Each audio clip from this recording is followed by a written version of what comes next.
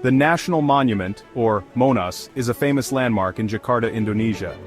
It is located in the center of Merdeka Square and was built to remember Indonesia's struggle for independence.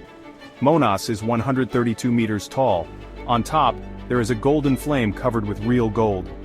It symbolizes the spirit of Indonesian people. Inside Monas there is a museum that shows the history of Indonesia's independence. Visitors can also take an elevator to the top of the tower. From there they can see a beautiful view of Jakarta. Monas is open to the public. Many people visit to learn about history, relax in the park, or enjoy the view. It is a place that all Indonesians are proud of.